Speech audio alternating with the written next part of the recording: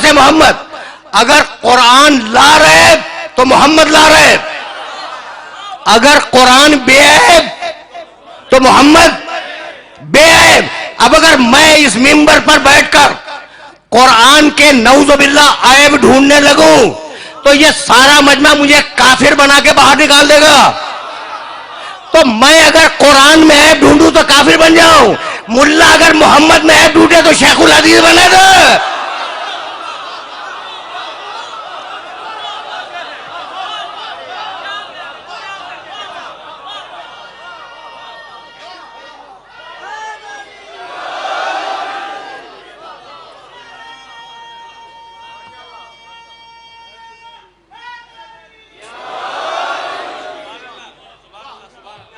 سنتے چلو, عجیب. اچھا بھائی, اب تک میں تمہیں کیا کہہ رہا تھا, کبھی کبھی ایسے بھی سنا کرو, اس لیے کہ میں چاہ رہا ہوں کہ میرا پیغام محبت ہے, جہاں تک جائے جہاں تک پہنچے. یعنی اگر محمد عربی سمجھ میں آ گیا تو سب کچھ سمجھ میں آ جائے گا. اوپر خدا سمجھ میں آئے گا, نیچے علی سمجھ میں آئے گا. ہے یہی. اچھا بھائی, تو نزلنا علیک الکتاب تبیانا لکل شیء وہدی ورحمۃ وبشری للمسلمین. جیسے محمد ویسا قرآن, جیسا قرآن ویسے محمد. سن لیا تم نے؟ اب میں اپنی ہی بات کو رد کر رہا ہوں, اور جاؤ سنو. ایسے بھی سنتے ہیں کبھی. میں نے کیا کہا کہ قرآن برابر ہے محمد کے, محمد برابر ہے قرآن کے. سن لیا نا تم نے؟ اب تک تو میں نے یہی بیان کیا کہ قرآن محمد رسول اللہ کے برابر ہے اور محمد رسول اللہ قرآن کے برابر ہے. لیکن اب میں اپنی بات کو توڑ رہا ہوں. اگر اللہ اپنے محمد کو اپنے قرآن سے بڑھا دے تو آپ کو اعتراض ہے؟ آپ پوچھیں گے نا کہ بھائی یہ قرآن چھوٹا محمد بڑے, یہ کہاں سے نکال کے لاؤ؟ بھائی نئی آیت نہیں پڑھوں گا, خدا کی قسم نہیں پڑھوں گا. میں نے دونوں آیتیں پڑھ دی اور اب دونوں آیتوں کو تمہارے ذہن میں بیدار کروں گا, اور اگر بیدار ہو گئی میری آج کی محنت سعادت ہے. ورنہ پھر سننا, وَنَزَّلْنَا عَلَيْكَ الْكِتَابَ تِبْيَانًا لِكُلِّ شَيْءٍ وَهُدًى وَرَحْمَةً وَبُشْرَى لِلْمُسْلِمِينَ. قرآن ہے رحمتاً للمسلمین, قرآن ہے رحمتاً للمسلمین, اور میرا محمد ہے وَمَا أَرْسَلْنَاكَ إِلَّا.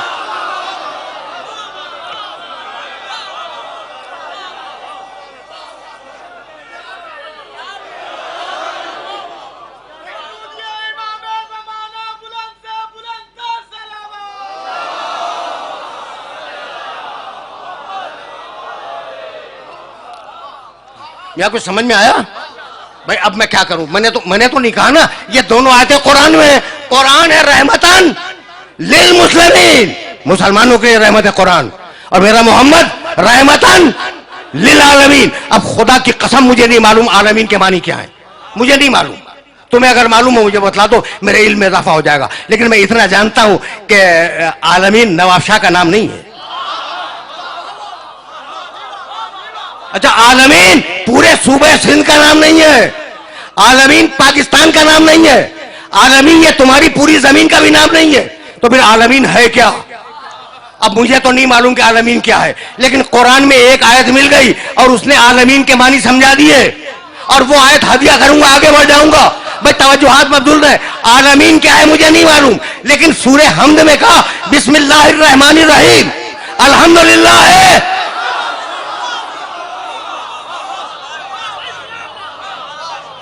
بسم اللہ الرحمن الرحیم, الحمدللہ رب العالمین. اب جہاں جہاں تک تمہارے خدا کی خدائی جائے, میرے محمد کی نبوت ساتھ میں جائے.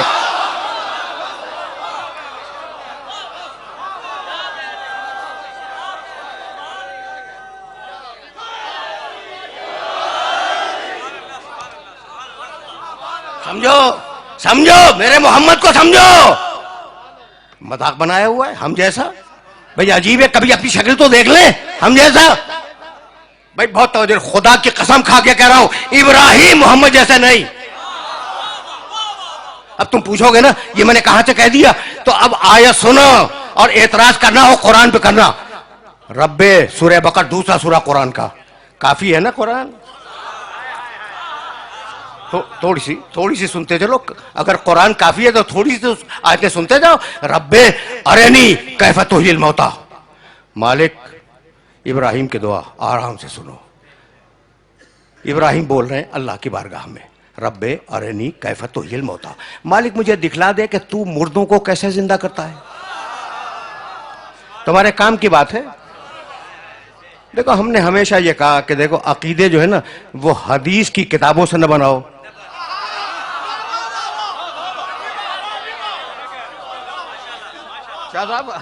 عقیدے حدیث کی کتابوں سے مت بناؤ. اچھا ٹھیک ہے, حدیث کی صحیح کتابیں بھی ہوں گی, لیکن اب کتابیں ہو سکتا ہے کہ صحیح ہو, لیکن ضروری تو نہیں ہے کہ لکھنے والا بھی صحیح ہو.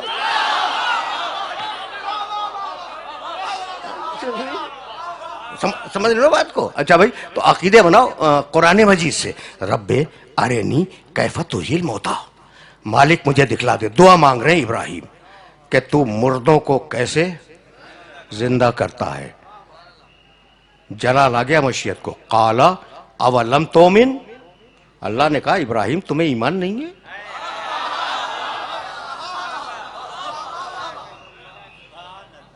ٹھیک ہے نا, ابراہیم تمہیں ایمان نہیں ہے. ابراہیم گھبرا گئے. قال بلا, کہا مالک کہانی نہیں ہے, یہ آیت ہے قرآن کی. بلا ولکن لیطمئن قلبی, مالک ایمان ہے کہ تو مردوں کو زندہ کرتا ہے, لیکن میں چاہتا ہوں کہ میرے قلب میں اطمینان آ جائے. رک جاؤ, جہاں جہاں میرے سننے والے سن رہے ہیں ان سے پوچھ رہا ہوں, ابھی تک اطمینان تو نہیں ہے نا؟ ابراہیم علیہ السلام کے پاس ابھی اطمینان نہیں ہے, وہ چاہتے ہیں کہ اطمینان آ جائے. ٹھیک.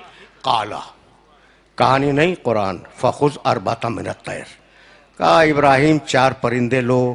ہزاروں مرتبہ تم نے یہ آیتیں سنی ہوں گی, ایک مرتبہ مجھ سے بھی سنتے جاؤ. فخذ اربعۃ من الطیر, ابراہیم 4 پرندے لو. فصرہن الیک, انہیں اپنے آپ سے مانوس بناؤ.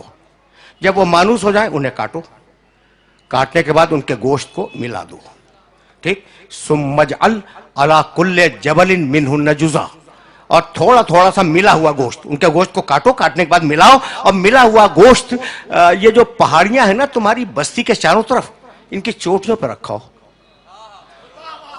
چوٹیوں پہ رکھاؤ. ثم ادعوہن, پھر نیچے اتر کے انہیں آواز دو. ٹھیک. یاتینک سعیا, وہ زندہ ہو کر تمہاری بارگاہ میں آ جائیں گے, تو اب تمہیں اطمینان بھی ہو جائے گا. ابراہیم نے 4 جانور لیے, پرندے, اور انہیں مانوس کیا اپنے آپ سے. جب مانوس ہو گئے تو انہیں کاٹا, کاٹنے کے بعد ان کے گوشت کو ملایا, ملانے کے بعد وہ جو 7 یا 9 پہاڑیاں تھیں ان کی بستی کے چاروں طرف تھوڑا تھوڑا گوشت رکھا, اور نیچے اتر آئے اور آواز دی, مردہ جانوروں حلموا الیہ, زندہ ہو کر میرے پاس آ جاؤ. وہ مردہ جانور تھے جو نبی کے پکارنے پر زندہ ہو کر پہاڑ سے اتر آئے.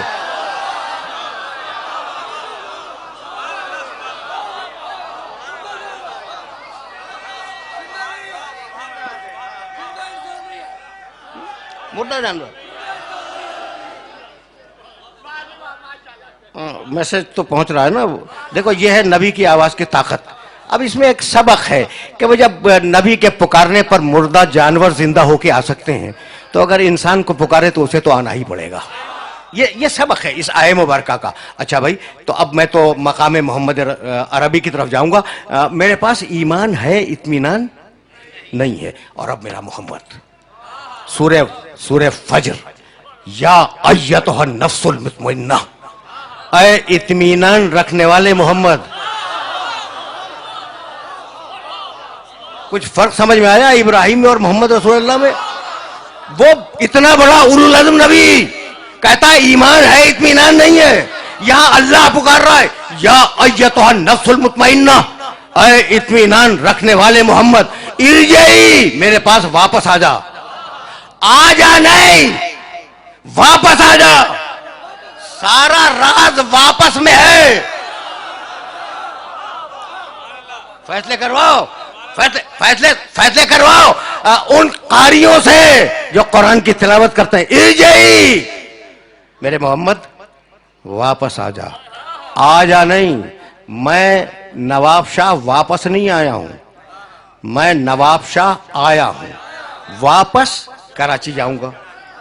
ٹھیک، آپ اس متبرک اجتماع میں واپس نہیں آئے ہیں، آپ آئے ہیں جب مجلس تمام ہو جائے گی آپ گھر واپس جائیں گے، تو واپس ہمیشہ وطن اور گھر کے لیے بولا جاتا ہے۔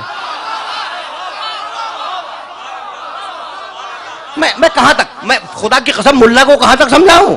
محمد آ جانا ہے، محمد واپس آ جا، یعنی اتنی بات طے ہو گئی کہ محمد رسول اللہ کا وطن مکہ یا مدینہ نہیں ہے، محمد رہنے والا ہے عرش کا۔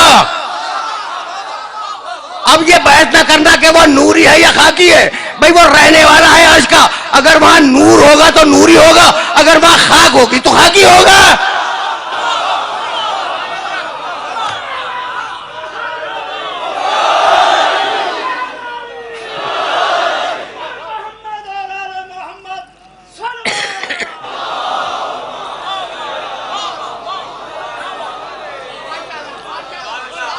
میں بہت تیزی کے ساتھ آگے بڑھ رہا ہوں۔ اچھا بھائی، اب تم نے ابراہیم علیہ السلام اور محمد رسول اللہ کو دیکھ لیا نا، تو اب ایک اولو العزم کا تذکرہ اور سنتے جاؤ، موسیٰ علیہ السلام۔ کون واقف نہیں ہے موسیٰ سے؟ بڑے جلیل القدر نبی ہیں، صاحب توریت، صاحب شریعت، ٹھیک ہے نا؟ جاؤ دیکھنا 20واں سورہ ہے، سورہ طٰہٰ، اور اس کا ایک چھوٹا سا پیراگراف پڑھوں گا۔ اذهب الى فرعون انه طغى، موسیٰ جاؤ، تو بہت خوش فہم ہو، خوش فکر ہو، یعنی میری بات نوجوان سمجھ رہے ہیں، بزرگ میرے مخاطب نہیں ہے، نوجوان میری بات سمجھ رہے ہیں، تو تمہیں خصوصیت سے یہ جملے ہدیہ کر رہا ہوں کہ اگر قرآن کافی ہے نا تو پھر ویسے کافی ہے جیسے میں عرض کر رہا ہوں۔ اذهب الى فرعون انه طغى، موسیٰ جاؤ فرعون کے دربار میں جاؤ، اس نے بڑی سرکشی اختیار کی ہے۔ قالا، موسیٰ نے کہا، رب اشرح لی صدری، سب جانتے ہیں، ویسر لی امری واحلل عقدۃ من لسانی یفقہوا قولی۔ قالا، موسیٰ نے دعا مانگی، رب اشرح لی صدری، مالک میرے سینے کو کھول دے، ویسر لی امری، میرے کام کو آسان بنا دے، واحلل عقدۃ من لسانی یفقہوا قولی، اور میری زبان کی گتھیوں کو کھول دے تاکہ لوگ میری بات سمجھ سکیں۔ دعا دیکھ رہے ہو موسیٰ کی، دیکھ رہے ہو نا؟ وَجْعَلْ لِي وَزِيرًا مِّنْ أَهْلِي، وَجْعَلْ لِي وَزِيرًا مِّنْ أَهْلِي، میرے اہل سے، میرے خاندان سے ایک مجھے وزیر دے دے جو اہل ہے۔ نام کیا ہے اس کا؟ ہارونہ۔ رشتہ کیا ہے؟ اخی، وہ میرا بھائی ہے۔ سن لیا؟ ایک آیت درمیان سے چھوڑ رہا ہوں، قد اوتیت سؤلک یا موسیٰ، جاؤ موسیٰ ہم نے تمہاری دعا قبول کی۔ ٹھیک، کیا ہے؟ ایک ایک لفظ سننا الگ الگ۔ وجعل، بنا دے، لی، میرے لیے، وزیرن، ایک وزیر، من اہلی، میرے خاندان سے جو اہل بھی ہے، نام ہارونہ، رشتہ اخی، وہ میرا بھائی ہے۔ مالک مجھے ایک وزیر دے دے جب جاؤں گا، مالک تو دے دے، تو دے دے۔ اچھا کسے دے دے؟ جو اہل ہے، جو خاندان سے، نام اس کا ہارون ہے، وہ میرا بھائی ہے۔ تو مالک نام بتلا رہے ہو کہ ہارون ہے، رشتہ بتلا رہے ہو کہ بھائی ہے، کہہ رہے ہو کہ خاندان سے، یہ بھی کہہ رہے ہو کہ وزارت کا اہل بھی ہے، تو خود کیوں نہیں بنا لیتے؟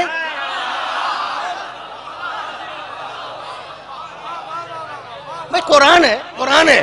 بھائی موسیٰ خود بنا لو، کہا بھائی میں وزیر کی سفارش تو کر سکتا ہوں، اپنا وزیر خود نہیں بنا سکتا، تو جو کام نبی اولو العزم نہ کر سکے اس کی طاقت آپ کو کس نے عطا کر دی؟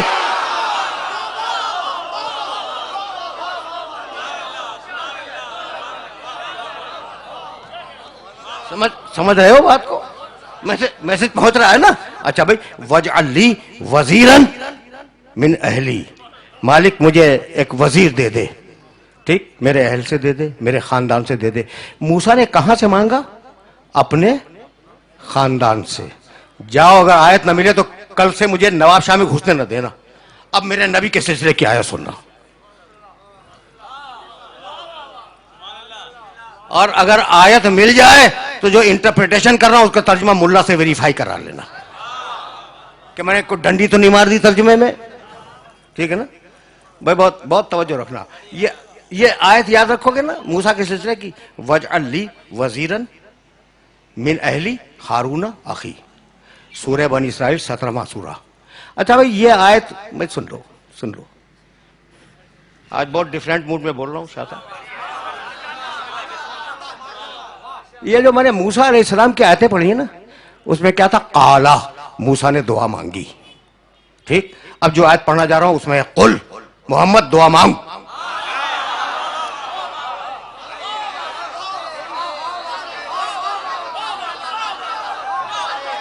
کیا کروں میں کیا کروں، مجبوری ہے میری۔ قل، اچھا اب اس آیت سے سب واقف ہیں لیکن میں تو تمہیں کہیں لے جاؤں گا۔ قل رب ادخلنی مدخل صدق واخرجنی مخرج صدق واجعل لی من لدنک سلطانا نصیرا۔ بہت پڑھے لکھے ہو۔ مالک مجھے سچائی کے ساتھ مدینے پہنچا دے، مجھے سچائی کے ساتھ